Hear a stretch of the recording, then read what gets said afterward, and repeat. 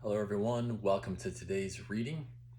We left off yesterday with John and Casey having a discussion about the degree to which our spending habits and money in general is related to how connected we are to our purpose for existing and how much our daily lives are spent living in alignment with that, and then what that means to the way in which we spend on a daily basis.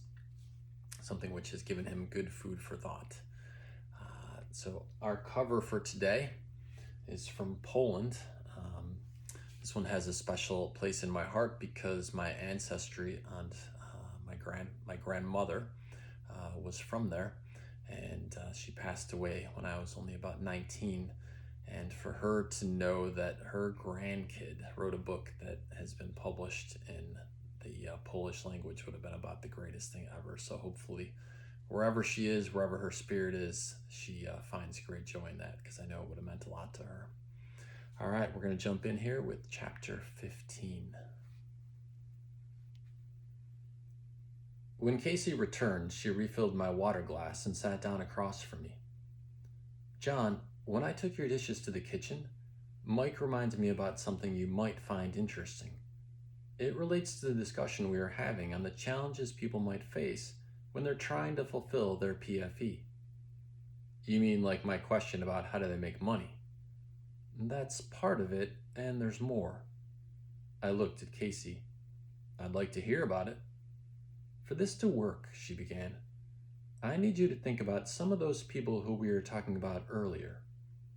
You mean the ones I know who are completely passionate about what they're doing? I asked. The ones who seem to spend each day doing what they truly enjoy. Those are the ones. Did you notice anything about them? Well, one woman was doing sales in a... Actually, John, Casey interjected, think more broadly than what they were doing. What did you notice overall about them? I sat back and closed my eyes for a moment. I could picture in my mind the people I was thinking of. Well, as I mentioned before, they all seem genuinely happy. They appear to enjoy what they're doing, and they're also really confident. It doesn't come across as false bravado either. They just seem to know things will go the way they want them to. This might sound strange, but another characteristic is that they're all lucky. I mean, good things just happen for them. Unexpected things. Can you give me an example? Casey asked. Well, there's this one woman I'm thinking of. She's in advertising, which seems a little strange after my earlier conversation with Anne.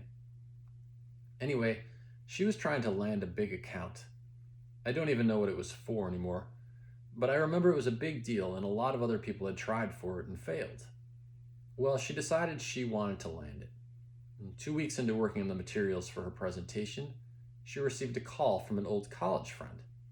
She hadn't spoken with this person in a long time, and while they were catching up, they got on the topic of work, and the woman mentioned how she was trying to get this account. Turned out that the college friend had another friend who worked at the very company the woman was going after. A few phone calls later, the three of them met for dinner, and sure enough, a few weeks after that, the woman got the account. That's what I mean by unexpected things happening for them. These people just seem to be very lucky. Why do you think that is, John? Asked Casey. I drank some of my water. I don't know exactly. Maybe it's just coincidence. The funny thing is, though, you asked me to think about the people who truly enjoy what they're doing. They're the ones spending time on things that seem to be in line with their PFE. These types of lucky events seem to happen all the time for those people. Casey smiled and looked at me. Does it only happen for those people? Has that type of thing ever happened to you? I sat back against the seat of the booth. I suppose it has. I mean, I can't think of a particular instance off the top of my head, but I know there have been times when I was amazed at how something unexpected happened just when I needed it to. John, if you were able to remember those specific instances, I have a hunch you'd find a common link between them. Such as maybe those were the times when I was doing exactly what I wanted to be doing, I said. As I said it, I felt a shudder run through me. It was the same feeling I'd felt earlier, when it seemed like I learned something significant about myself. I can't speak for you specifically, John, but in working here at the cafe, I've noticed some things about people in general. The ones who know their PFE and are doing whatever they want to fulfill it do seem very lucky. Unexpected, seemingly random things happen for them just when they need it most. I've asked some of them about it, and while they all agree it exists, not too many have the same opinion about what might cause it. To be honest, most of them aren't really concerned with identifying exactly what it is. They know it comes into play when they are fulfilling their purpose for existing, and they just see it as part of the way things work. Strange, I replied. It sounds a little mystical. Some people have said that. Others see it as part of the natural flow of the universe or a higher power at work. Still others just view it as good luck. But they all agree it's there, and it's a factor in what they do. What do you think, Casey?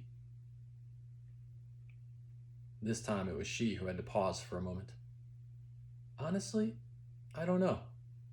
I suppose it's all those reasons and maybe one other.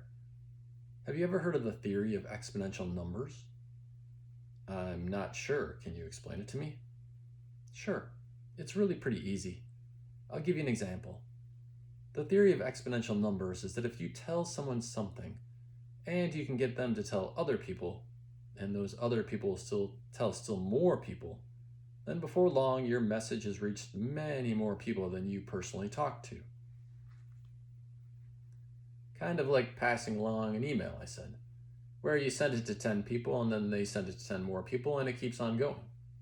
Exactly. The same concept. Only now, suppose you're letting people know about something you're trying to do that will help you fulfill your PFE. If you share it with 10 people, and they each share it with 10, and it keeps going, before long you have a whole bunch of people who potentially will help you. I thought for a moment. But why would they be willing to help me? What would motivate people to talk with others about what I'm trying to do? Casey looked at me, but didn't respond. I got the impression this was another one of those times when I was supposed to answer my own question. I thought about our current conversation and how we'd gotten to the topic of exponential numbers. The solution wasn't coming to me, though. I'm not sure I get it, Casey. How about a hint? John, remember those people you thought of when we started this conversation? The ones who are working to fulfill their PFEs? How does it feel when you interact with them? It feels great. You can't help but get caught up in their passion and enthusiasm for what they're doing. You just feel like you want to help them. I paused again. Oh, come on, Casey. Are you telling me that's the answer? But how does that apply to the message being passed along? John, you just said their passion and enthusiasm makes you feel like you want to help. If you couldn't help, but you knew others who might be able to, would you contact them? Sure. You feel inspired to because they seem so... I paused, looking for the right words. On the right path? Asked Casey. Yeah, something like that. They seem so on the right path that you just want to help. And when you talk about them to other people who might be able to help, how do you speak of them? Casey asked. I smiled, half to myself and half to Casey. I speak with some of the same passion and enthusiasm as they originally spoke to me. It's catching, and almost as if the emotion stays with the story, or with the need. Perhaps that's your answer. Casey stood and gathered the remaining dishes from the table.